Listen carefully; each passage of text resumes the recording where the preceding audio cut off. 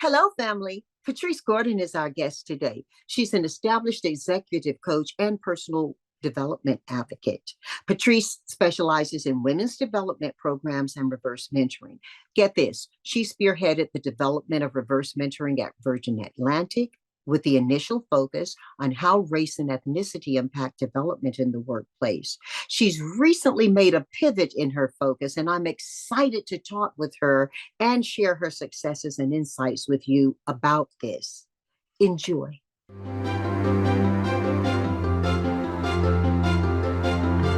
Patrice, it's a pleasure to have you on today. We got a lot to talk about, girls. So why don't we start from the very beginning? You're good with that? I am. Lovely to see you, JBH. Wonderful to see you again. It was fun actually seeing you on Harvard's campus, where we had some provoking conversations around what's going on in the larger world today in terms of the Israel-Hamas war, Ukraine, Africa, all kinds of conflicts. But that's not what we're talking about today. I want you to share with our family your journey and the impeccable work you're doing as an innovator, as well as the deliverer of content that's helping us to all work well together so we don't continue to have international nor local conflicts. You're good with that? I'm so good with that. Thank you for inviting me. Okay, well, here we go. So you were 3 years old when you immigrated from Jamaica to the United Kingdom. Take us back to your early life and share with us your childhood. Would you do a little bit of that for us? Of course. So as JBH, as you just said, I was born in Jamaica and moved to the UK when I was 3, with my mum, my aunt, and my dad. We lived in South London, where I was born and raised. I went to a Catholic girls' school. Much to my mum's delight, she wanted to move me out of kind of Croydon into a bit more of the countryside to get a really good education. And just a bit of background, the real intention of mum moving me from Jamaica was to ensure that I got a better education over in the UK and had access to more opportunities. Mum was born here but grew up in Jamaica. Dad was born in Jamaica and was brought up in Jamaica. And so we really worked on building a life for ourselves in the UK. My grandparents came over on the Windrush. So this year we celebrated 75-year anniversary in the UK of the Windrush. Which you should, which I may interrupt you and say, yes, you should explain what that's about, because you have people listening to that's you very from true. many countries. Sorry, I made an assumption there. So the Windrush was the first ship that the UK invited people from the Caribbean to the UK to help rebuild the economy post the war. The manpower was almost depleted in the UK, and they needed people to work roles such as nursing or like public services. So these are roles that were really underemployed, so there was not a lot of people who could do those roles, and that's why they invited lots of people over from the Caribbean to fulfill that role. And let's just be really clear. The reason they didn't have a lot of people was multiple, because a lot of men were fighting the war, even still then.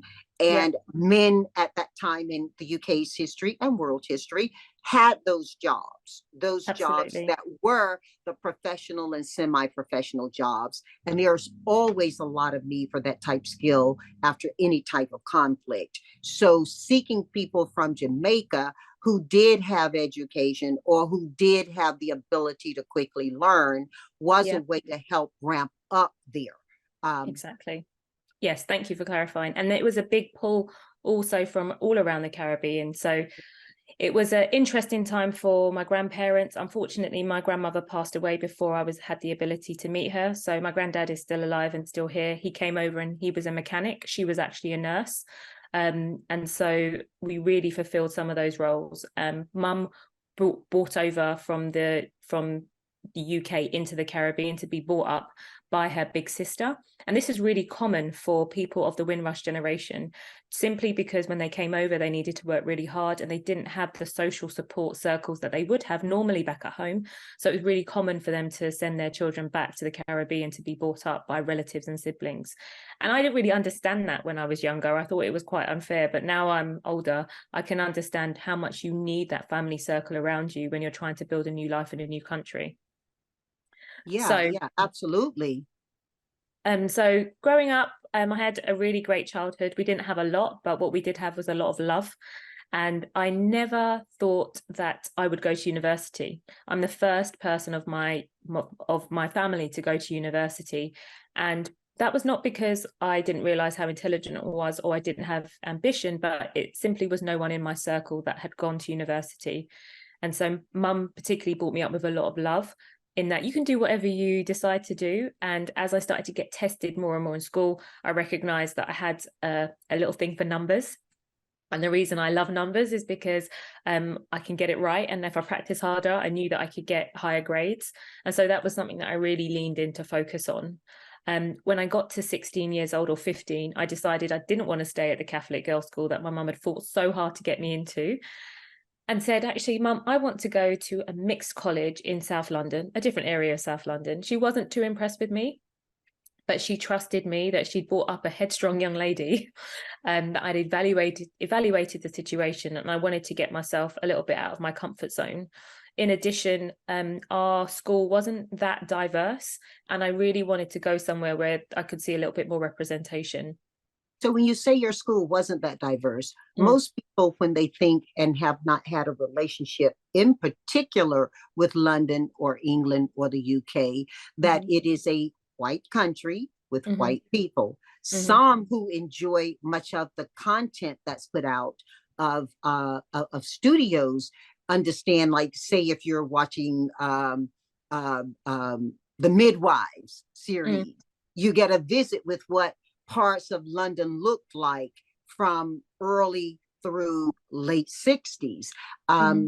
Or if you watch any of the war historics, you get some understanding. But what was your London like when you grew up? And when you say there wasn't a lot of diversity there, what are you speaking of? Were you the minority, or were white people the minority? So I would say in South London, I was the majority. So it was in the UK, there are certain areas where Caribbean people congregate. And that is lots of pockets of London, but South London in particular. So lots of people would have heard of Brixton on the call, and South London, where I grew up, which was Taunton Heath, was close to Brixton. So in that aspect, there were lots of people in our community, but the education in those areas was not necessarily as high a standard as other areas where Black people would be more of a minority. Now, when the Africans came in, and started to come in bigger numbers, was that a different dynamic for Black Africans coming into London? I would say came in at university level, yes. Yeah, yes, that's true. So I would say growing up, I think the Caribbean and African community was more separate than they were together, but definitely now we've definitely gelled more together and we're kind of almost one in the same, which is really beautiful to see over the years. And then as you just mentioned, lots of people came over at more as a senior college and university level to get that higher level of education. So mum's real push for me really to go to a school where I was a minority was recognizing that in those areas, the standard of education and the standards to which the authorities held those schools to were higher. And so she wanted to put me in that environment so that I could kind of aim higher and reach higher, right? She moved me all the way from Jamaica to get a better education, and she wanted to push me a little bit further. So when I went to college, what was surprising is everyone was applying to university. I was a floor manager in a department store. So for the guys on the phone, like Macy's, basically I was a weekend store manager in the children's wear department of Macy's, imagine. We had an equivalent in the UK of Debenhams. And I genuinely thought that I would become a floor manager one day. And that was my aim and objective. Not even a store manager, a floor manager. And that was because I did something, I was good at it, and I could see that there was a track for me to get to management level. But when I got to college, people are applying for university. And I was like, okay, I've kind of heard about it, but was never in my sphere of I might do that one day. And the teachers were so encouraging. They were like, yeah, of course you need to apply. Like, this is what an application looks like. You need to decide what you want to do, and we'll help you through the process. And if you can believe, at the age of 16, that was the first time someone had spoken to me about that. And I'd been going to this Catholic girls' school for so much time, and no one had even thought that that was a possibility for me. And it was that point that I knew I'd made the right decision to switch it up and go to a different place where they saw my potential. And what was really surprising is that the more I got tested, the harder I studied, the better grades I got. And so I did psychology, maths, business management, general studies, and media studies at A level. And I enjoyed all of them. I picked subjects that I really enjoyed. And it was then I really started to tread into what is it that I really enjoy and what could I be really good at? And psychology was the surprise for me because I'd never really touched on psychology before. So then fast forward. Yeah. Before we go there, psychology as a major for you makes so much sense, I'm sure, if you look retrospectively at it, because you were landed into a community that was full of immigrant and new located people. There was the agreement England had with those Caribbean nations and islands that had been colonialized. The Commonwealth. That they would have free passage back and forth. So the immigration we're talking about really isn't immigration in the sense that the U.S. is looking at right now, with people from different nations who don't have a citizen nor Commonwealth relationship to the U.S. Your travel from Jamaica to England was travel from one part of your Commonwealth to the other. Yes? Yeah, absolutely. Yes. Okay, so there would have been cultural aspects that people who are native from those islands would have had about going on to the UK and establishing a new life. So in many senses, it was still an immigrant experience within a homeland. Yes, absolutely. Yep. I think, when I look at my mum came over here when she was 25, and bearing in mind she hadn't lived in the UK as an adult, she came back to the UK as an adult with a child. And I think any of us move into a new country with a child at the age of 25 would be quite daunting, right? And trying to figure out the rules of engagement in this new land. And I think that when you marry that to the expectation and to the extended family back home, then it comes back to my point that it really does seem quite sensible that you would have chosen this track, even though you never imagined this would be the track you would engage in, just from being part of a cultural community that was finding its way in its own nation, with new experiences, new hopes, and quite frankly, there were new challenges. Yeah, absolutely. I think God's got a way, right? Even when you don't know the way, he kind of guides you in the way you should go. So I applied to university, I got in, and I decided to major in business. But as I just said, I really love numbers and structure and knowing when I can get things right. But I also love the people aspect of understanding people and what motivates them. So I majored in both. So I majored in accounting and psychology. And for me, growing up, like I said, we didn't have a lot, but I was very happy. But I also recognized the potential that I had. And I always say that my mum's ceiling is my floor, or my ancestors' ceiling is my floor. So there is no way, shape or form I could emerge from this opportunity and this life and this stage without doing more than what they did, because they'd set the foundation for me. And so that's the reason I selected accounting as my first career, because for me, that showed me structure. I knew what my earning potential would be, and I knew by when I could get there. In addition to that, instilled into me was people can take lots of things away from you, but the one thing they can't take away from you is your education.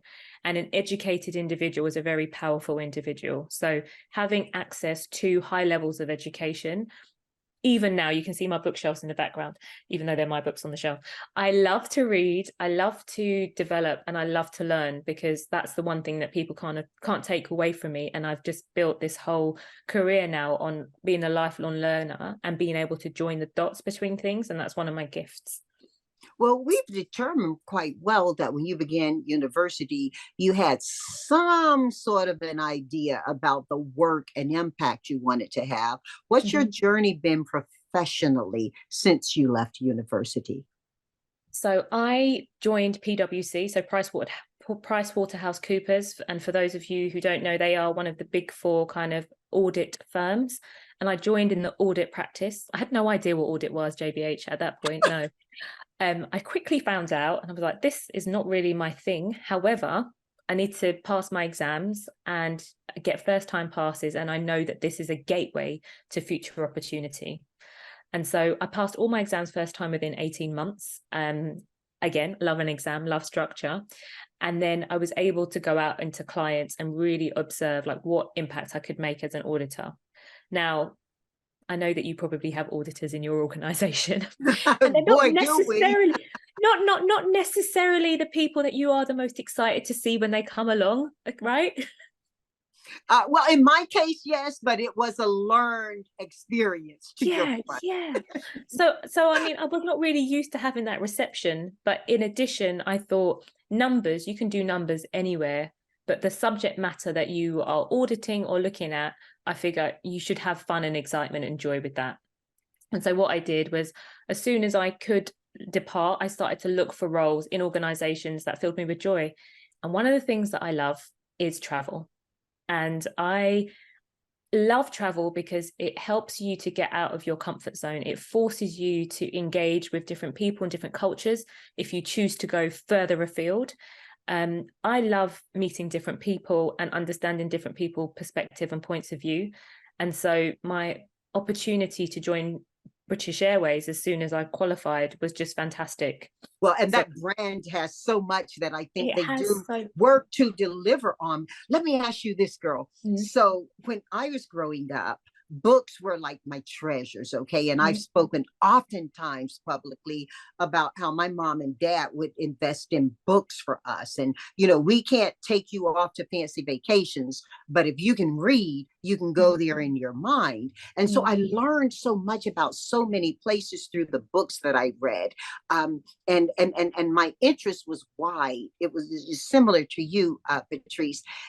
When I became an adult and gained the ability to travel, whether it was through continental Europe or the UK, Asia, I'd already visited so many of those places through my reading that I had a sense of familiarity that married into the sense of awe and the sense of what nextness with it. Did you have a little bit of that, given that you too were an early reader? And I think you said you were an ambitious reader. Yeah.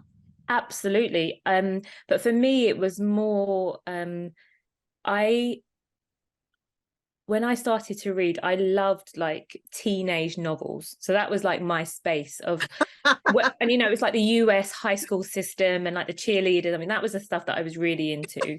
And then I developed this almost obsession with the Oriental culture. So that was the culture that really pulled me in, from the food to the delicate nature of the artwork to the tea ceremony, the ceremoniousness of like how they pulled things together and the deep respect for the elders and tradition and hierarchy. And so actually I did skip a step. I took a year out between uni and PwC. I worked for 6 months and I traveled the world for 6 months. So it seemed fortuitous that when I finished my qualifications, then I joined an organization which allowed me to travel as well. Beautiful, beautiful. Well, you are a trailblazer in concept of reverse mentorship, and leaving PwC and getting to where you are now. Share a little bit about that journey. And if you will, please also talk with us about what reverse mentorship truly means and the ways it can be beneficial. Okay. I'll do a quick elevator pitch in terms of what happened from PwC. So then I went to British Airways. And British Airways, I was put on fast track management program within 2 months. I was promoted to a manager within 12 months, and I did 5 roles in 6 years. And this is a testament to the mentorship that I received, the belief that my manager had in me, but most importantly, my attitude of just bringing my best self every single day and having a real can-do attitude of, right, okay, I can see a problem. How can I solve that problem? How can I help? How can I assist? And that really has been the thread and the foundation throughout my whole career. I left British Airways and then went to Royal Mail, which is equivalent to USPS. Mhm. And that was when I kind of surpassed all my expectations. You know, each step you take, every time you take a step, like another level of comprehension opens up to you. I'm sure that you experienced the same thing, JBH, as you when you opened your first business, and then you expanded to the second branch, and then you expand, and your mind just opened. So me becoming a finance director was something I had never, ever fathomed would happen to me. And I was in this position as, I think, the most senior Black person across the whole of the Royal Mail Group. Well, very credible, very authentic, and well educated to be in that role. So I was really comfortable in being that role. I'd worked really hard to be there. But there were some pinch me moments in that where I thought, wow, I'm really here. And then I got sent to Oxford. You know, these are all things that I would never have dreamed of before. But then it came to a point and I was close to burning out. It was really, really high pressure. And similar to, I think, the things that you've got in the USPS, very tight culture and lots of things to break through. And I got to the point where I was like, actually, what do I want my legacy to be? So I've surpassed what I thought I would be. But what does it take? What do I want to wake up to? What work brings me joy? And what legacy do I want to leave? At that same time, I did a coaching qualification. And this was because I looked around my senior leadership team table sometimes in finance, and I really wanted to pull out the emotional intelligence. I really wanted to not only be the only person that was thinking about things from that emotional intelligence lens point, and also from that people aspect. And this is where you'll see my career take a little bit of a turn, a pivot, because ultimately I tapped back into that psychology side of myself. So I'd got to a really good level from a finance perspective, and it was time for me to lean into that psychology side. What team did I want to lead? What legacies did I want to leave? How did I want people to feel working with me and for me? And I realized I got the biggest kicks from when my teams were really outperforming, doing their best, and I could see how I was impacting them and people around me. So did my coaching qualification, and I was like, okay, what do I want my legacy to be? And when anyone who's had the privilege of being coached recognizes the answers are inside you, and you're just asking a series of questions to get to your truth. And that's what a real coach does. And so during this process, I'm asking myself these questions. I'm learning to be a coach, but I'm also doing a lot of self-reflection to figure out, what does this next chapter look like for you, Patrice? And it was at that point I thought, right, actually, I want to build this coaching business. I get a lot of joy from helping other people. And this is what I really want to do. So I took the brave step. They were doing some reorganizations and they were going to move me to a different department. I said, I'm not sure that's my cup of tea. I'd like to try something else. And I had built up a relationship with someone at Virgin Atlantic from a role that I'd been for before, but I decided not to take. And this is the power of keeping your connections, keeping your networks, because no, that role wasn't right for me. But at the same time, when I was going through this, I tapped back into that network, and that person had a role which was a level that I maybe might not have considered before because it was a step back. But at that stage in my life, when I was like, actually, I want to build this business, I need the headspace to do that. The opportunity came up and I stepped into a role which was head of commercial finance, exactly the same role as I was doing at British Airways. And it meant I could go in there really confidently and know my stuff. But the most important thing about this move for me was that I joined an organization which allowed me to really lean into the organizational structure and legacy. And through that, I was able to work with the HR team and set up the first ever graduate finance program. So this is like your graduate internship. We didn't have one before. A fantastic brand such as Virgin Atlantic didn't have this. And I was the person that was instrumental in introducing that. The second thing was there is a program for women's development. How did you get that introduced? How did you get that to happen? So I asked a question and they said, no, we don't have one. And I said, why don't we have one?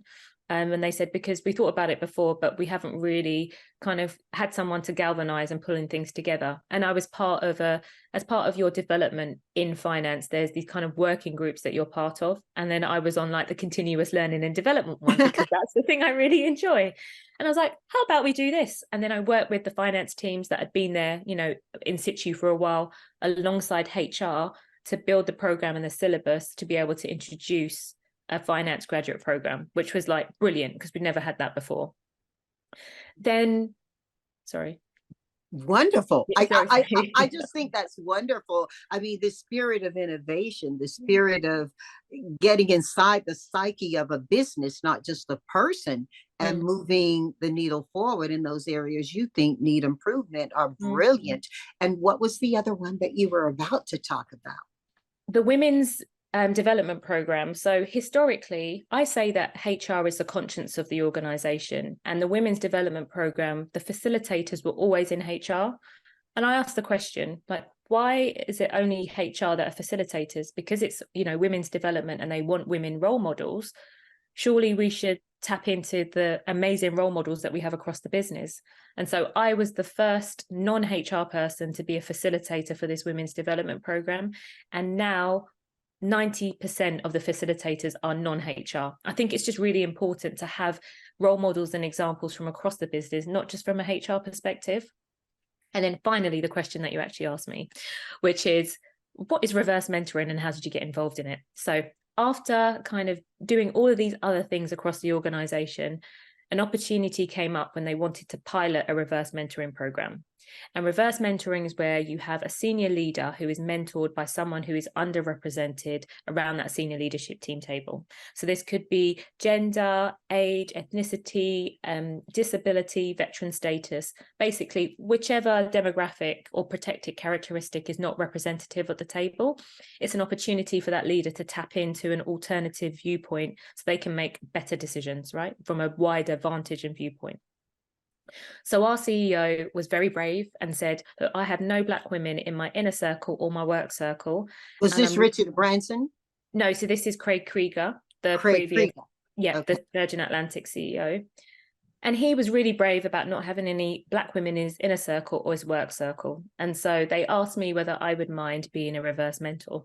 Now, I'd spoken to Craig and presented to him on a number of occasions, and I wasn't nervous, but this was the first time someone wanted to speak to me, not because of what I did, but because of who I was. Mm. Mm. And that really hit a different note for me, because I'm used to coming along, bringing my receipts in terms of this is what I've done. This is like my portfolio. This is what I'm really comfortable in doing. But this was me. And so that was a really powerful experience for me, because he wanted to understand me, my growing up, my formative years. What was it that made me me? But most importantly, he wanted to build a more inclusive culture at Virgin Atlantic. And he wanted to understand whether there was anything within the culture or within society that he could potentially have some influence over to make it a more of an inclusive culture. And that was a beautiful experience. And that's how it all started. So then we ran a pilot program at Virgin Atlantic. I was the head mentor, so helping the other mentors come along. So to clarify, the underrepresented person is the mentor, the senior leader is the mentee, and there is a huge amount of work to be done to make sure that those roles are fulfilled in their truest forms. And what that means is, for me, being the mentor, recognizing that my lived experience is valid and that my voice carries weight and value, and what I have to say is valuable to that senior leader. And then for the senior leader, for them to kind of assume the position of a novice, I like to say, and they are then in an inquisitive and curious mode to really understand people who are different from them. So, Patrice, then there is significant vulnerability within this context of reverse mentorship.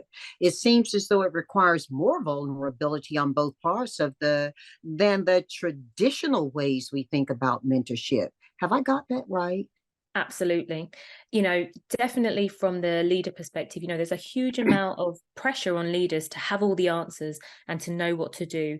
And if the past few years have taught us anything, is that that's impossible. There's so much movement going on in the world, but also conversations and things that have happened were not permissible in the workplace before. And now everything has moved into the world of work. So leaders are having to have some deep, brave conversations that they perhaps couldn't or wouldn't have had previously. And so it's really tapping into that. And so the first thing you really honed into that, JBH, is really around the psychological safety that needs to be established to make sure that both the leader, the mentee, and the mentor feel safe to share their stories. And when I say psychological safety, what I mean is sharing one's viewpoints and opinions without fear of reprise. So this means coming to the table and us assuming that we've both got the right amount of the correct and positive intent, but also in addition to that, we're both coming to the table knowing that we have this growth mindset and we want to know better and we want to do better. We also need to then recognize the work that we both individually need to do that. And what I mean is, in these situations, oftentimes the underrepresented person can bear a great deal of burden on educating the person who is the leader. And through the work that I have done and the research that I've completed, it's really important that we set the foundation. I spend a lot of time setting the foundation to make sure that perhaps the gaps in knowledge the leader is looking to address, they've done their part in coming to the table with a certain amount of knowledge to be able to really drive and gain value from the person who is being the mentor in this relationship. So even if I just flip it around a bit, if you are a senior leader and someone is coming to you to get mentored and they want some advice on something, you'd expect them to do a little bit of work, if not a lot of work, before they come to sit with you. You're not expected to give them the whole A to Z of this is how you need to do X, Y, and Z. You expect them to have done some work. And so this is how I replay it to some of the leaders when we're having these conversations. If there is a form of underrepresentation that you are interested in finding more out about, make sure that you have done your basic work and you understand, for example, the lay of the land in whichever part of the world that you're in. You also understand how that community fares and sits within your organization as well. So when you're having conversations with them, you can relate it to the facts, numbers, figures, etc., but also the sentiment around it. So you're not wholly putting all of this pressure on this individual who is already placing or having a burden of being underrepresented. But on top of that, you've done the work, because the aim of this relationship is twofold. You want to learn and understand so that you can make better business decisions, so that you can build an inclusive culture where everyone feels like they can belong and bring their whole selves to work. I assume that this is your intention as a leader, because we have found time and time again that 69% of people feel like they are quite quitting at work. They are feeling like they don't belong at work, and they are feeling frustrated with the lack of connection in the workplace. And so there's numerous studies that have been done on this post and during the pandemic, and therefore a sense of belonging, understanding and inclusion is essential for businesses to survive, because we're seeing this attrition rate, or worse still, quiet quitting, where we've got employees in positions where they're not giving their all or their full self because they don't feel like they belong. So this is one of the challenges, is that I know that reverse mentoring helps to address, and this is something that I work on with leaders quite frequently nowadays. From the beginning of your company, you had immediate and continued success with reverse mentoring, dynamic outcomes for clients. Yeah. You did a bit of a pivot I want you to talk about.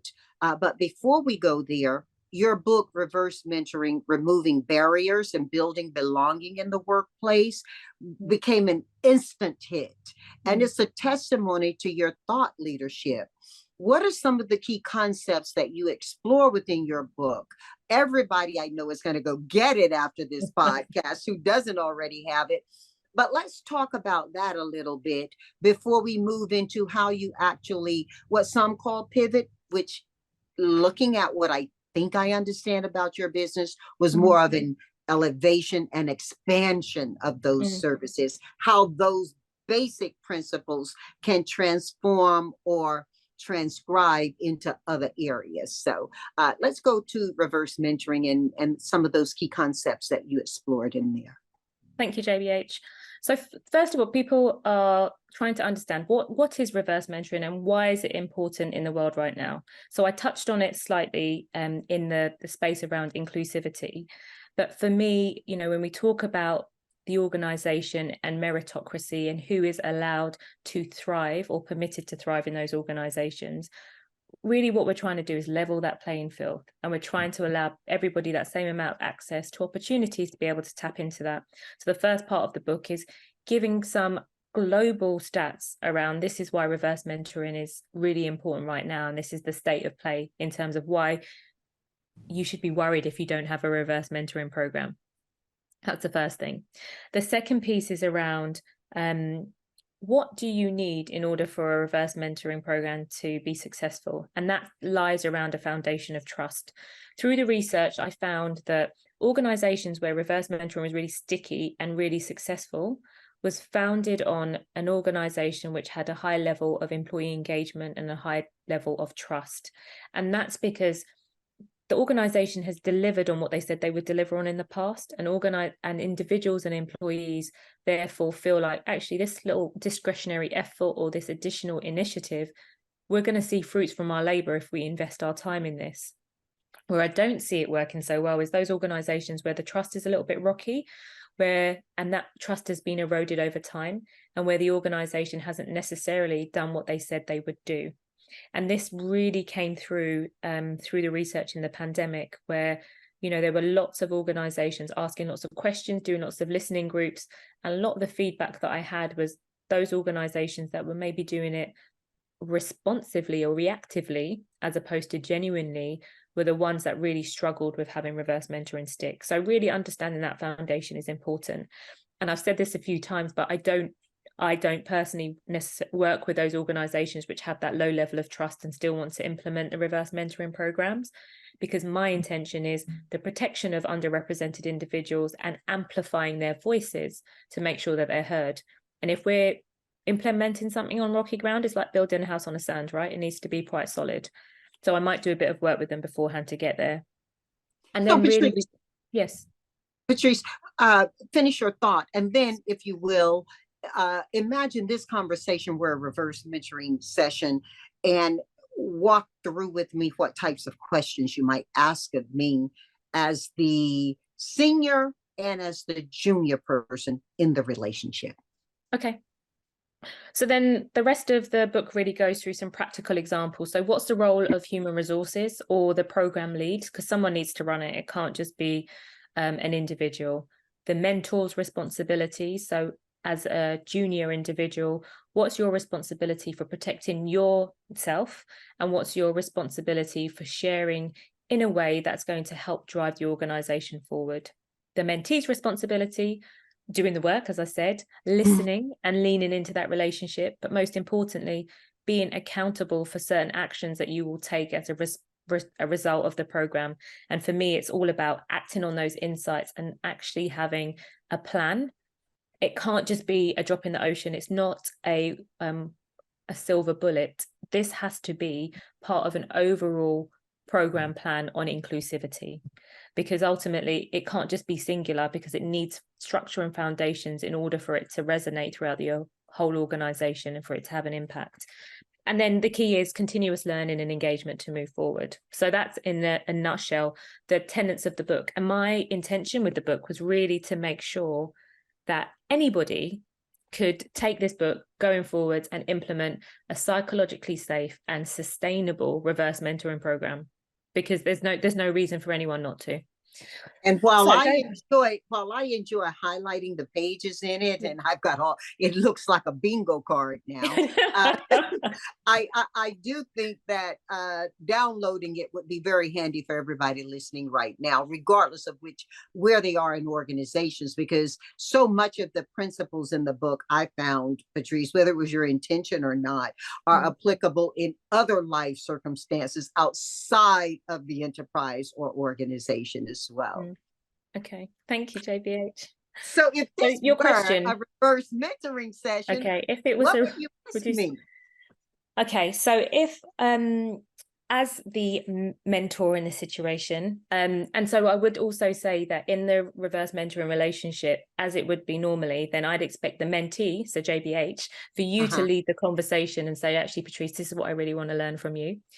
So I'm going to give you some questions. So I would ask you to ask me, for example, Patrice, we have just implemented a new program or a new policy in X, Y, and Z. I've heard different things on the grapevine about how it's been received. Can you talk to me about your experience and like what you really like about the policy, and if you had an opportunity to influence it, what you might do differently? So I'm going straight into the practical parts of how this relationship could work. And I like that you're not asking me as the junior person in the conversation to talk about other persons or other people's perceptions or engagement. No, You're no. coming directly to me, which validates my reason to be there. Absolutely. And what I do say, though, for the really good mentors, once you've established a relationship, what naturally happens is people will know that you are the mentor and you have the ear of someone who's senior. So naturally, people will come to you to say, oh, can you talk to them about this, or can you mention that? And you have to play that role really carefully, because you're in this trusted, safe space. And actually, those really good mentors are already tapped into groups. So they can say, actually, this is what my viewpoint is.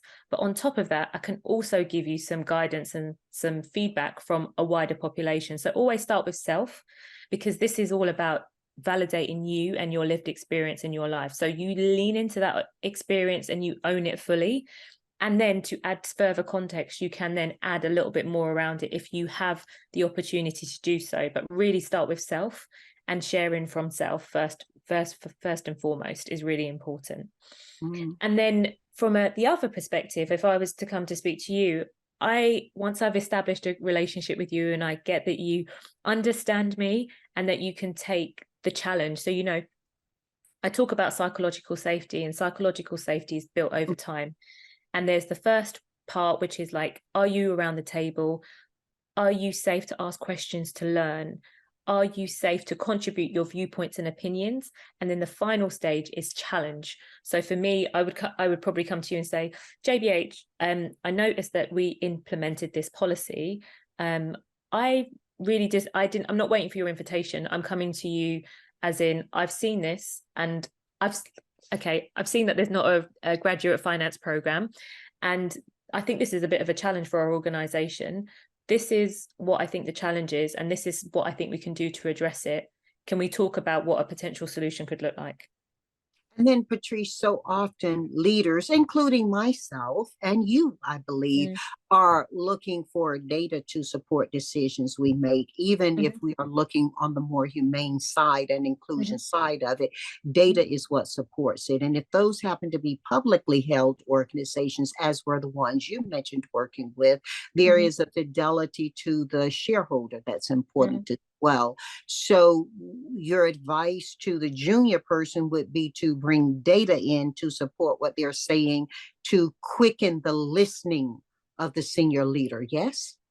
Absolutely. But what I would also say is some organizations that I've worked with, those junior individuals don't have access to, they've got their experience and they've got a gauge of it, but they don't have access to that information. And so what I try to encourage in these relationships is the sharing of that information. So the corroboration of it, but also you can take someone's lived experience and that can plant a seed with you, JBH, so that you can go back to your team and say, this is what I've heard, and I think we might have a problem here. Can you look at the data? Can I see the data, and can you pull out any trends which supports or corroborates this? So I think it can work from both sides, but yes, I think that there's a lot of pressure for that almost business case to be formed. But I would say more times than not, that junior individual doesn't have access to that level of information to be able to corroborate it, but they've just got a feeling and they are the recipient or the endpoint of it. Well, one more question before we go into the pivot that you made, or the, as I like to say, the elevation and expansion of your business recently. And that is, there's so many celebrities writing autobios right now. And, it's almost as though they're taking us into their deepest therapy sessions. And I don't have to mention the names of the ones. I'm sure many are coming to mind for all of us right now. But they are in some ways reversing the legacy process of how others writing about them were. And they're sharing things that might have been taboo not too long ago. You busted down doors in how junior and senior executives could work together similarly toward good, not judging and nor predicting how these bios are impacting the people who are writing them. They're certainly having an impact on those who are reading them, to the point of examining their own lives. Do you think they've got it right, this big transparency in print? I would say that people have a right to share their stories. And what I really love about this era, and social media has its negatives and positives, but actually individuals are now able to own their own stories without, and how they choose to articulate it is up to them, right? As opposed to other individuals having the right to do the autobiographies, which are not signed off, all the press writing things about them in different tabloid magazines, which may not be a true reflection of what they are or who they say they are. So I think there's a thin line between celebrities and people portraying things that they would like the public to see them as, but that's their story and their responsibility to share. So what I really like about the era that we're in right now is people are sharing their truth, or how they portray their truth. And I think we're all responsible for our truth, right? And I don't think that, you know, in the past, other people, the access has been so restricted that people haven't had the ability to tell their own stories. And if there's one story in the world that we have the right to tell, it's our own story. The thing is, when we tell our own stories, we are often bringing other people's stories into that conversation who may not have wanted to share or are not ready there yet. That's so very it's an true. interesting time where we Yeah. exist. I mean, I think there is even currently buzz on the internet and in social media around Saturday Night Live and whether they actually lifted someone. I think his first name is Bryant. I don't remember his last name, but I want to be thoughtful when I'm mentioning things. That he had pulled from a Sex and the City line. And, you know, that show was years ago around Britney's relationship with Justin Timberlake. And so, you know, you give rise to that. So whether it's the grittier side or the, you know, tempestuous side, or whether it's that side that causes us to examine and reflect within ourselves, it's certainly a season where everybody has a platform, huh? Yeah, it is. It is. And I think everyone's adjusting to what that looks like now in terms of where do we listen to and where is the source of the truth, right? We're all, if you're that way inclined, you're trying to figure out the truth from or the truth at that point in time or where it is. Well, you know, when we think about that, you certainly have some specific success stories or noteworthy examples that demonstrate how reverse mentoring has been skillfully implemented in practice. Could you just share a little bit with our family some of those? Of course. My favorite example is Estee Lauder. So Fabrizio has implemented reverse mentoring for about 8 years now, and he's the CEO of Estee Lauder companies. And he's really committed to it because not only from his employee base, which has a high percentage of Gen Zs, but from the customer base. So you're looking at the fast moving beauty goods industry. And ultimately, he recognized in order to move with the times, he needed to listen to the people who were his customers, as well as his employees. And that is the best example of reverse mentoring that I have seen, because he's been doing it consistently for 8 years. Reverse mentoring actually started with General Motors and General Electric and Jack Welch. And he implemented it from a digitization perspective in the 90s. And this has come around full circle again, right? Because we thought that was the big digitization. And now we've got like another era of it. So we are seeing organizations now really leaning into reverse mentoring from a technology point of view, not just from a consumer point of view. And I think, Janice, that leads on to the next question, which is about the pivot, right? Yes, absolutely. I'm so excited to get here, and laying the platform for that has been brilliant. So JBH, as you said, we have been really working through this. And my first experience of reverse mentoring was obviously as a Black female. Then as we worked through the pandemic and I gathered lots more information, I tapped into it from a gender, from an ethnicity, from an age, veteran status and disability perspective, and the cross-section intersectionality of all of those. But the resounding thing that has come out from my clients most recently is the challenge that we have with the multiple generations that we have in the workforce. So this is looking at reverse mentoring from an age perspective. So we're looking at the Gen Z population as a whole, because we have seen the different characteristics of Gen Zs as a totality, and I'm going to make some generalizations. But what I love about this generation is that they are so open about what their expectations are for the organizations that they work with, the ethical standards that they expect those organizations to uphold, and also what they want from the world of work. So it's really turned it into more of a democracy. And this generation is giving everybody permission to ask for what they want and lean into those experiences in terms of, this is what we want our work to look like. And so most recently, the work that I've really been focused on is looking at this intergenerational lens, not only at Gen Zs, but looking at how, we have 5 generations in the workforce now. 5. The first time, like, in really good proportional chunks, we have 5 generations in the workforce. So that means that a policy that maybe you had previously, which was a blanket policy for example, a lot of things, I don't consult on this, but we talk about the retirement policies, for example, or childcare policies, or time off policies. All these policies that were once blanket, we now need to add a little bit of flexibility in with them, because they're not necessarily, those benefits aren't necessarily attractive to all the different generations that you have in the workforce.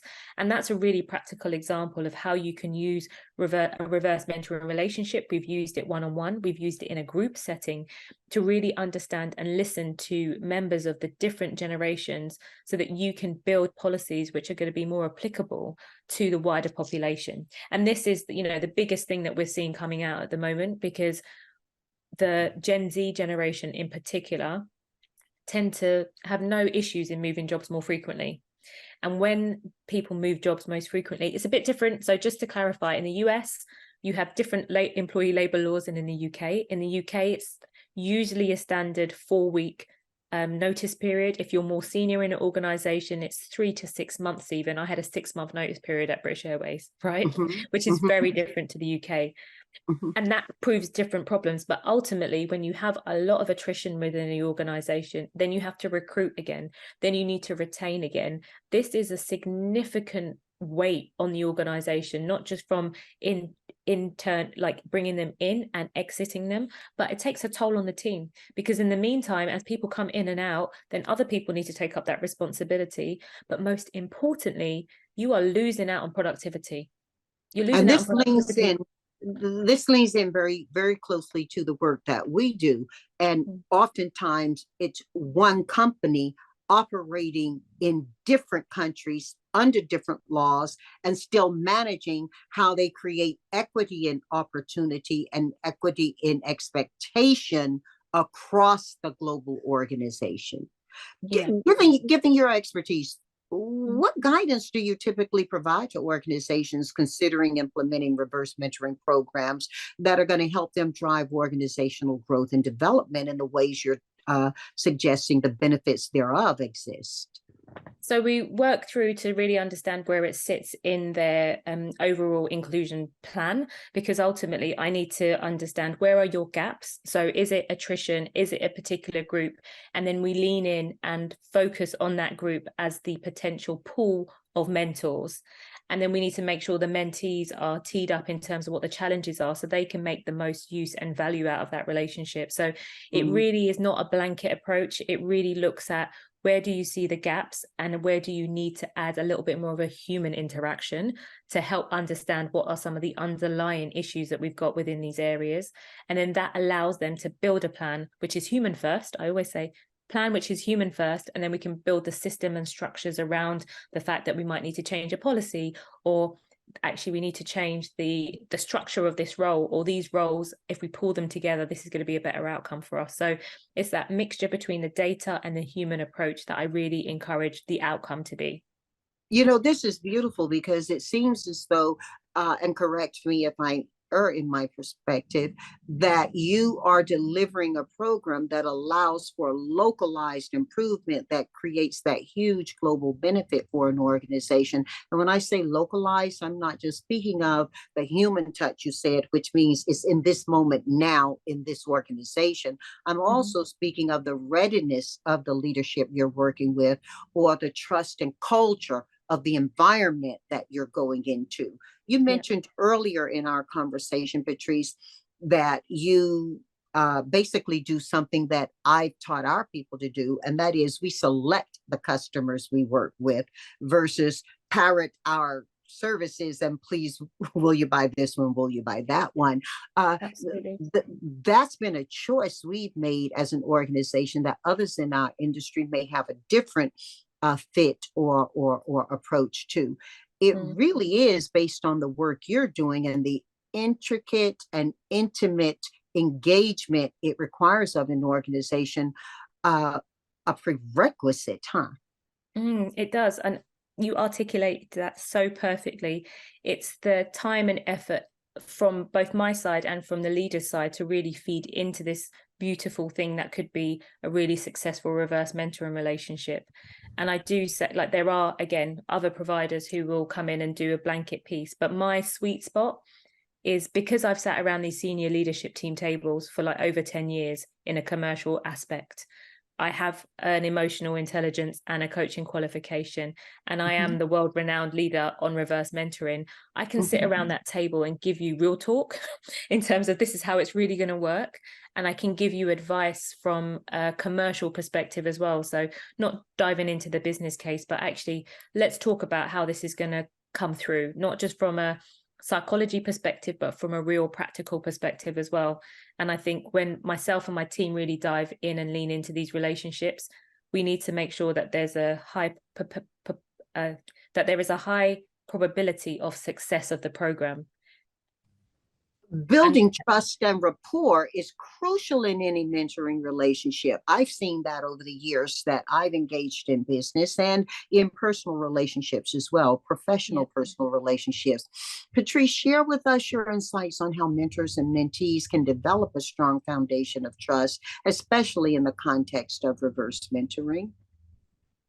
When the mentor and mentee first speak, I ask them to kind of meet off campus if possible, if it's a face-to-face piece, and I ask the mentee to lead that I ask the mentee to lead that relationship. And the reason I do that is because even though I've put you in this relationship and the roles are reversed, ultimately the mentee still holds the power. This senior leader still holds the power. So in any building of a relationship, I ask the mentee to share first. So share their story, not their work life, share their story. And, people meet you at their level of expectation. So if I come into this and I share my background, I share my story, and then I talk about the different twists and turns that my career has taken and the good parts and the bad parts, and really how I arrive at where I am today. I'm dusting off the veneer. I'm taking off the shiny coating at the top, and I'm really getting real with my mentor, because I want them to see me as a human first and a person first. Forget my title. I'm trying to strip away the title first and foremost. And then that allows the mentor to lean into that relationship to share a little bit more about their story. And I want to say it's a dance, because you're sharing and you're leaning into it. You're actively listening. You're affirming that individual, and you're listening with unconditional positive regard. Because what I mean by that is you're not judging anything that they're saying. You're taking it all on board. Nothing is a challenge, because they're sharing their lived experience with you, and that is their truth. So you have to listen to that. For the senior executive who has historically likely had the armor of the senior executive in an organization where they ask the questions and expect the answers. This can be quite a new experience to have the vulnerability of being asked by the junior outside of how to do or what to do, because it becomes a bit more personal if that senior executive is not coached or taught what they're actually seeking to do and given tips or education on how to achieve that. And so I can imagine that lots of executives may see this as a bigger risk than the reward will offer for them personally. What are some of the common challenges that you've seen executives encounter, and how did your coaching empower them to overcome these? I ask this because we have senior people I know, and some I know personally, who are listening to this podcast at some point between now and the next time you and I even see each other. So let's talk a little bit about the reality of the risk or the perceived threat or discomfort that senior executives may have, which likely are the majority of your listeners right now. Yep. Great question. So first and foremost, it's the risk of not having the answers. So they're entering into this relationship, they're exposing themselves to a junior individual who's going to ask them questions and they may not have the answers to. And these might be around quite sensitive topics when it comes to underrepresentation as an umbrella within the organization. So we'll go through the challenges and then we'll talk through what mitigations we have put in place to help them address those. I think the second piece is where organizations are. I've worked for some organizations which thrive on the hierarchical nature of those organizations, right? So the hierarchy is in place to protect the different levels. And when that is stripped back, that makes leaders feel really uncomfortable, because actually you're just removing all of the things that I've built up and almost the protections that I have in place. And that's not necessarily an individual choice, but it's just how the organization is, and that's how it has been built in the past. And so that's a really big challenge that we have.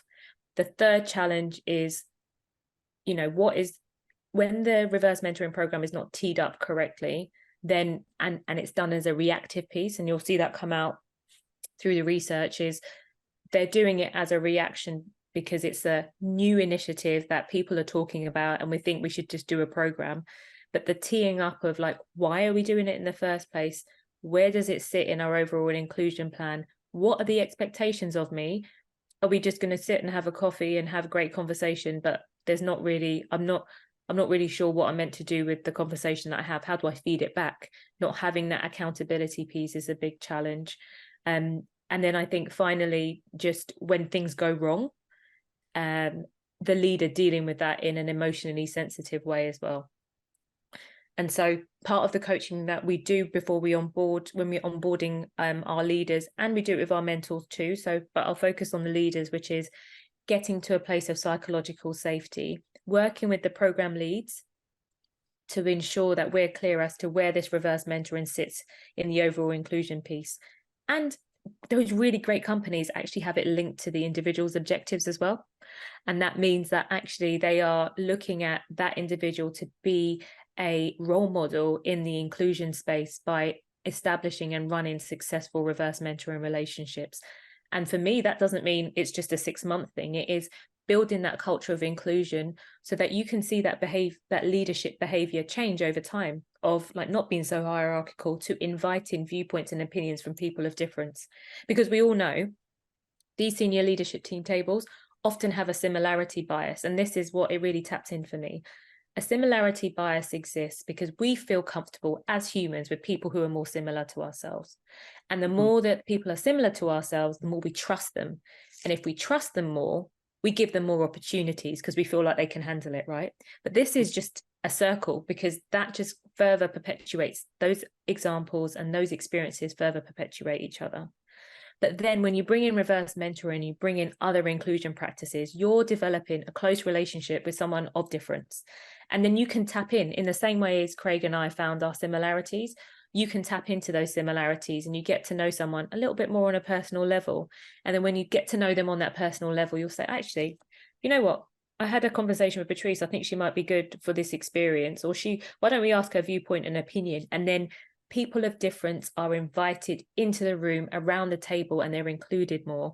And then before you know, this is my utopia. Before you know, in 10 years' time, I want to go back to all my clients and I want to see those senior leadership team tables being so much more representative. And they say that actually, do you know what? It was because I had a reverse mentoring relationship. It opened my mind up, not to just that person, but to that alternative viewpoint and way of thinking.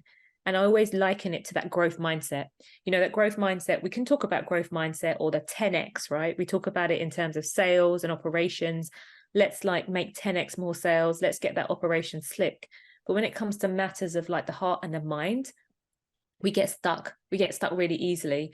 And so reverse mentoring is one of those tools that we're going to use more frequently going forwards to get people a bit more unstuck. And when they get unstuck with one thing, other things will flow around it as well.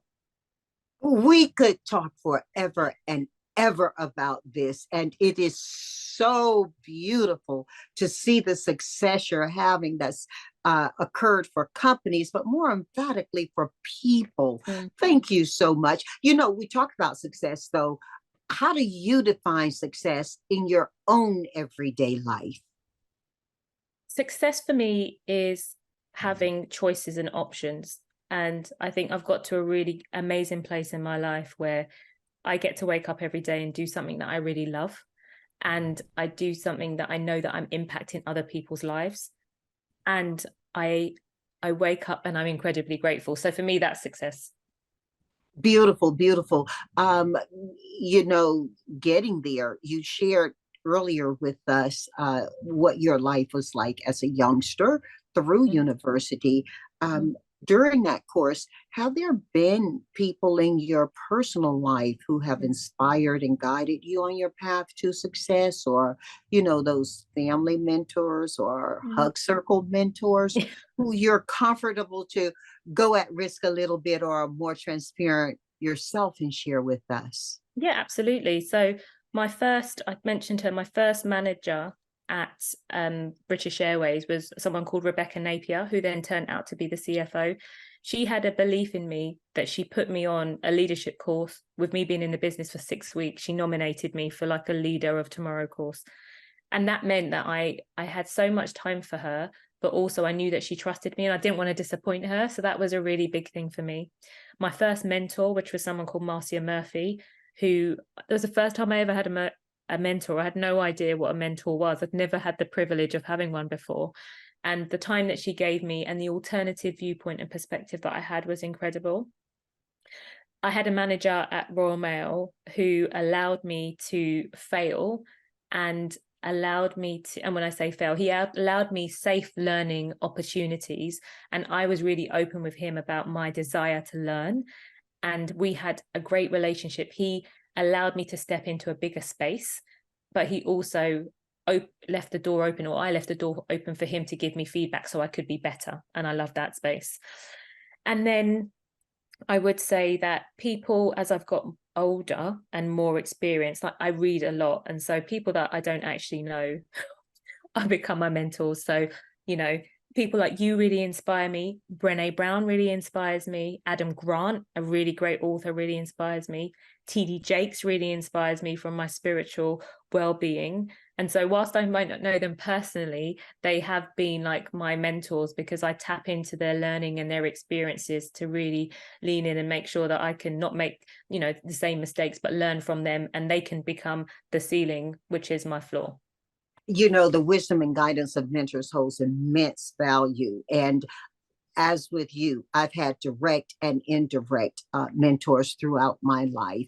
Some of them have been people who have not had business careers, some of them have not had far educational opportunities, yet their wisdom through living and Mm. observing have given tremendous impact to me and how I work. As an exceptional leader yourself, though, there are qualities and skills that I know you believe are essential for aspiring leaders in today's rapidly evolving business landscape. Talk Mm-hmm. a little bit about that for us, if you will. So one of the things that I really believe in is that you need to stay ready. And I say that because you don't know when the opportunities are going to come, but I don't believe in doing anything half-heartedly. And what I mean by that is I'll put my all into it and I'll make sure I prepare adequately because you just never know when people are looking. And you want to always make sure that you're putting your best foot forward. So no, but it's true. Like No, I'm laughing. I'm you, laughing because in our family, we say you don't have to get ready if you stay ready. there we go. And I've like working for yourself and being an entrepreneur, but most importantly, when I was in organizations, everything, my longer story, which we'll have to have another conversation about, is about how each opportunity has opened up a different door for me. And those closed doors have been fine. At the time they really hurt, but recognizing and being able to bounce back from some of those closed doors and recognizing when your path is your path and your flow is your flow and really leaning into that is really important. Well, I Um, agree with you there, Patrice, because, and I'm glad that you're sharing these tips and techniques on that can, you know, really aid us in keeping it together while so much is happening on the world scene. I mean, whether it's war, AI impacting mm, careers and how we work, or mm, simply navigating technology in ways that allow or promote authenticity. Remember when authenticity was that big word before COVID? yeah, yeah. So I really don't mind if before we go to 4 for 4, you go ahead and lean in into some of Sorry, that. I Prep was, us and prep us for our next big conversation. yeah. I would also say that, you know, coming up as a leader, there were some opportunities that I was given that I just leaned into. And there is something that is even more important now as I'm doing this work, which is the day you plant the seed is not the same day that you see the fruit. And this keeps me motivated when, you know, there may be like weeks where things are just not maybe going according to plan, but I'm still turning up, I'm still being diligent. And then there will be weeks where everything just flows. And so, you know, we talk about being okay whether you're a base or a bound. And for me, it's like having the tenacity and having like the will to keep on going, especially when you're an entrepreneur, because there's no one around me saying that you should do this, Patrice, you should do that, you're off track. It's only me that's really trying to self-motivate. Well, it is self-motivating myself. So I think as a leader, remembering that is super important. And then, you know, obviously I've got to finish on the Maya Angelou quote, which is, people won't always remember exactly what you said, but they will remember how you made them feel. And for me, when I'm on that rocking chair, looking out into the beach, and when I'm an older person, I want to know that the people and the lives that I touched, that I had a positive influence on them. That's what's going to really help me to sleep really well at night. And that's what still keeps me going today. You quoted Maya, but you spoke beautifully the teaching of T.D. Jakes as well, who you said is one of your indirect mentors. One thing you didn't mention that I think is so beautiful about you in this advice giving moment is your not simply discipline, but enjoyment of mental, spiritual, and physical health. And I've observed you keep it together in a way that has had the people directly around you put something back on the buffet table and select something different, or take the steps instead of the elevator. So, I mean, I can't imagine that you're not sharing that out loud as well. Thank you, JBH. So I am, and this has been a thread for me throughout life, but really during the pandemic, the one thing that really, well, two things that really helped me, which was prayer in the morning religiously, but a Bible study, not just a prayer. Like there's a Bible study. Joyce Meyer, she's my friend. She doesn't know it yet, but she is. And then a journal practice in the morning and the evening. So that takes care of my mental, but my physical, if I don't get up and move in the morning, it's not going to be a great day. Unless it's like a real intentional, I need a rest day. I work out 4 or 5 times a week, and I have a dog, which means that I have to get out and get fresh air at least 3 times a day. Who, by the way, is welcome to our big conversation the next time. Yes, he is. So that balance between mental and physical health is so important, especially when the world around you is moving and mobilizing, but also the deep inner work that I've had to do when things around me and really close to me were really unstable, meant that I had to really lean in and tap into that to get aligned with myself and to get aligned with God, but also keep my mental and my physical spirit high. And you tend to treat your body as a temple, and you feed it what you consider well foods for your own personal biology and your own response to energy and health and fitness around what you intake. Absolutely. So I'm a pescatarian. I do love a bit of cake, but I think you've discovered I don't eat chocolate. I can't believe it. I mean, we're so aligned until you don't eat dark chocolate. Don't eat any chocolate. But I am partial to a nice cake. But yeah, I think what you feed yourself, and, you know, the more we understand about food and how it impacts us and the quality of the food that we have around us. JB, I'm putting into existence that one day I'm going to have like my own farm to table Airbnb or home in the Caribbean, where everything is like farmed on the land and we have fresh fruit and vegetables, and it's just pure from the roots of the island, you know. That's like I grew up in North Carolina. Yeah. But that was because we didn't have the money and the access to stores that would give us the type of food we needed. So by default, we lived your dream life. And this is the full circle. Yeah. It also leads us to 4 for 4. Mm, So I'm going to ask you 4 questions. okay. You'll give me 4 answers. There are Yeah. no wrong answers.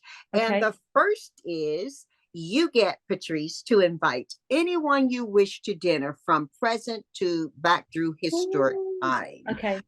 Who's at your dinner table and why?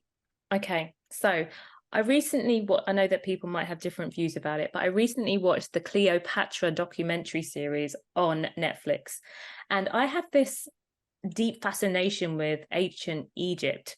And I think that, as a female leader, there were so many qualities that she depicted that I would love to sit and have a conversation of. I mean, obviously it was dramatized. So I'd like to really understand from the root, what was it about her leadership which made her so singularly amazing, not to be repeated. I would love to learn about that, because I think especially now we're leaning into a lot of feminine leadership energy. So historically it's like, actually you need to emulate the masculine in order to be a great leader. What I'm loving at the moment is the deep feminine energy and women allowing to be them full selves as a female and leaning into that feminine energy Do without you having to see a, assimilate.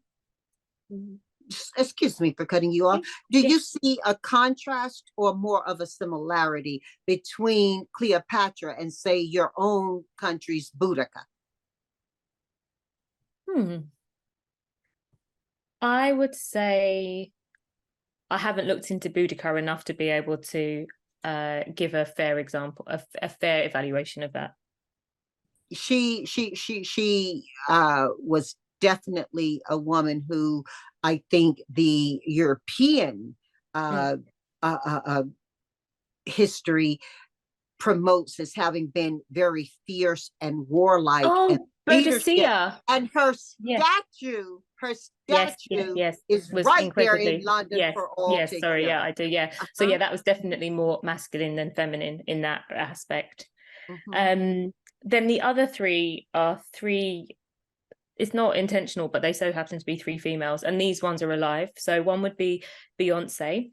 I have loved to see her evolve from where she started off in Destiny's Child to what she is right now. And her most recent tour, which has basically generated enough income as a small country, is just a feat in itself. So her constant commitment to excellence and what that drive, I'm really interested to find out and understand more about. Oprah, clearly very humble beginnings, but continues to still push and drive and build out to give back to community. But that community aspect of hers was very prevalent and present from quite a young age. And so really sitting with her to understand that motivation and drive around that would be really interesting. And then Michelle Obama, because I love how educated and gracious she is, while still being the right hand or left hand of Barack.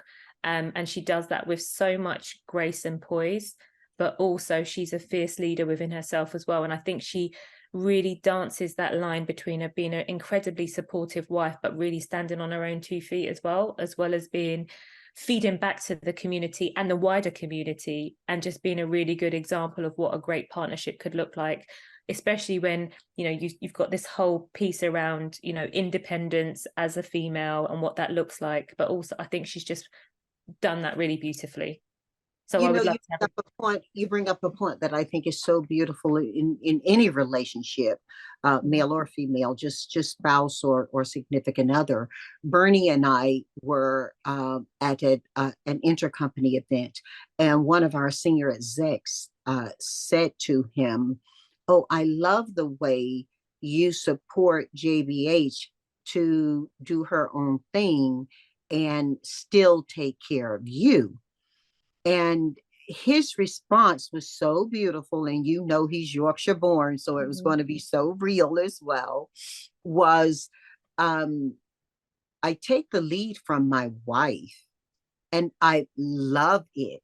He asked the question, but my dear, why would you see one as being opposite the other and think it amazing when I consider them to be essential to each other? And I think that's where that energy happens when you see these couples who work really well together, perchance they're looking at, you spoke to your attitude being so important to the opportunities you got. I Mm. think attitude and perspective are the new app, okay? Mm. AP, Mm. because your I'm writing attitude, that down. right? But his perspective was from the day I met him. I don't know how early in his life it began. I have a Mm. sense a lot of it was from his own parenting, who seemed to operate that way. I knew his mother. His dad had passed away when I met him. But Mm. that energy in that home and in that family at large was that you need strong individuals in order to create a Mm. soft and safe space for Mm. couples. And Mm. so that's just the energy we took into ours. And you know, my Mm. respect and my love Mm. for my parents. I Mm. think you're splendidly on top of it when you nail it about how you see Michelle Obama. And I believe you have it innately in your power to move forward in your relationships as you develop them or it going forward. But that Thank you, moves us JBH. to two for four. Okay. Music. What four pieces Mm. or artists are you listening to right now, and why? Okay.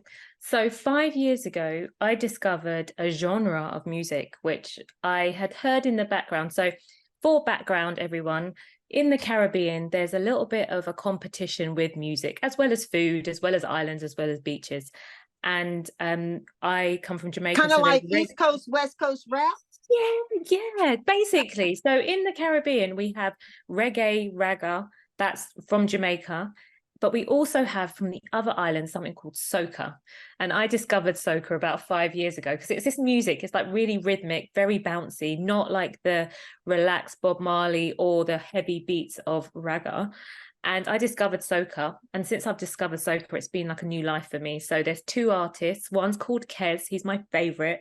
The other is called Machel Montana. He's my other favorite. And they just bring sunshine to my life. Like you listen to the music, you can't help but smile, right? The other music that I listen to in the morning and I start my day with, and I'm going to give you more than four, but it's affirmation music. And the two artists that I love dearly are Londrell and Tony Jones. And these are like positive affirmations that you can listen to throughout the day or first thing in the morning. I like the clarity and the peace and the sounds that it brings. And it helps with my prayer and my journaling because it just helps you the calm before the storm before you enter that day, you know? So I deeply, deeply love those. And then I do love Jill Scott.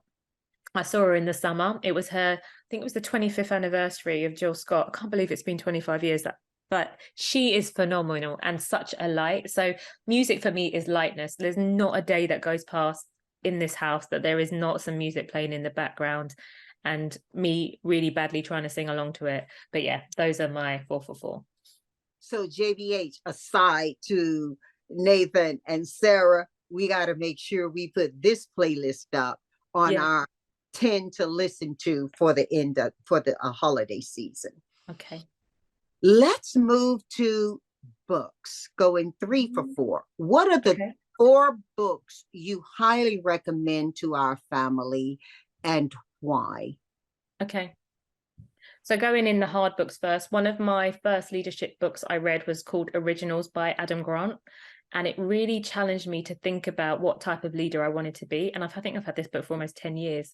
But when I was trying to just, I've got almost catapulted into leadership really soon, earlier on in my career.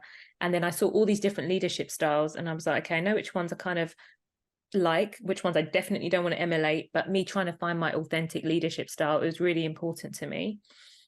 The second, from a faith perspective, is obviously the Bible and everything that is driven from that, and actually the most important. But I love the modern forms, and I love Joel, Joyce, TD, Stephen. These are all individuals that help me to translate the Bible in today's form, and I love it because it's just so relatable now in so many different guises and forms. And young Pastor Keon out of Texas as well. I think you were listening to him a Yeah. little. Yeah. And so from that perspective, I think any way or shape or form you can receive it in is so important. And so the different parts of how I receive it is really really key to my development of my faith. From a personal perspective, I think when there was a lot of stuff going around me very close, there was one book by Gary Zukloff called The Seat of the Soul. And this book deeply, deeply resonated with me for a number of reasons. But, I think when you're going through things, or when you're going through life in general, it can all seem really personal. And you are experiencing a personal experience. However, the book really allows you to kind of see situations as they are and step away from them, so you can objectively evaluate them a lot more easily than you would do if you were just in your head all the time. But also recognizing, a lot of things you put attributable to you is other people's things that you kind of absorb, and you think it's your fault or your responsibility. And I just really, I bought it as a gift, more so for a lot of other people, as it's helped me to just untangle some things inside of me, and looking at past trauma and thinking about how does that show up for me today, and really trying to separate the act or the thing from who I am, and a lot of separation and untangling from like who you were in the past, so that you can step forward into the future without that additional baggage. And this book has really helped me to do that and achieve that. And then the final book that I'm reading at the moment is, you might not have heard, it's called Inner Glimpse by someone called Idil Ahmed, and on Instagram she's called Idillionaire. And again, this is about positive affirmations and really trying to lean into your best self. So she's giving you the tools to tap and lean into your best self. And I read kind of half a chapter or like 2 pages every morning, just to kind of give me clarity over my thoughts, and to say, right, okay, today I'm going to think and focus on this in the background as I'm going through my day. And so for me, it's all about mind, as you would have told, it's about mind expansion and mastery of self. Because I think if you can master yourself, your behaviors, your actions, how you respond to things, it means that you're less like a wave in the sea in this world, which can be very kind of destabilizing at times if you're not centered within yourself. This is beautiful. This is so beautiful. Thank you. Thank you. You ready to go 4 for 4? Yes. Okay. Well, Patrice, what 4 pieces of advice do you feel compelled to offer to our family right now? And if any of that advice was given to you by someone else, please give homage to them in the so sharing. Okay. So the first thing I would say is that tomorrow is not promised. So whilst, and this is a biblical term, so I'll give that one to Jesus. But ultimately, I live life, and it's a bit of a balance between living life urgently, but also going with flow. And this is the balance that I'm finding, and I have to commit to every day. But it's really, the thing that you might put off, or the thing that you've got on your list that you really want to do, it's important for you to live your truth today and really lean into those experiences so that you can get things moving, because tomorrow isn't promised. And if COVID and the world and the ways of the world has anything to teach us now, is that you have one life to live, and it's your responsibility to live out your truth in the best way possible. And I'm not saying this as a hustle culture type thing. I'm saying this as you living out your truth and making sure that you're bringing your best self and doing what you need to do to achieve your potential. Because the worst thing is, I think it was Les Brown who said, like, the graveyard is like the richest place in the earth, right? Because it's where everyone's dreams are buried. So let's not have that, and let's not, become it and get to a place where we're disappointed that we haven't really fulfilled our potential. And it's never too late to start. That's the other thing. The next thing is, it's never too late to start. I've just turned 40. I'm on my 3rd career pivot, and I've done all of them really well. And I would say it's just never too late to start. If you had said to me at 21, Patrice, this is what your life is going to be like, I would be like, no, I'm going to have everything done by the time I'm 30. This is how it's going to work. But life can be so, can be disappointed, but it can also be so beautiful. And when you really lean into that, you can have such a much better experience. I've just had a call before this with a young mentor. He's like 21. And he was like, what advice would you give me? And I said, yes, I think it's important for you to achieve and build and really aspire to what you want to believe, what you want to achieve, but enjoy the journey. Enjoy the journey, because tomorrow isn't promised. Enjoy the journey. I think I've given you quite a few there. That's 3. And then the final one, which I said before, which is stay ready. stay ready so you don't have to get ready, as you said, JBH. Love, love, love, love it. By the way, I stay ready to talk with you any chance I get. And I'm so thrilled that you're always ready for it. You have given such a blessing to us today, and we will be taking you up. Nathan, Sarah, and I on your invitation to come back and have that big conversation. In the meantime, this has been stupendous, and from my heart to your home, thank you, thank you, thank you. Thank you, JBH.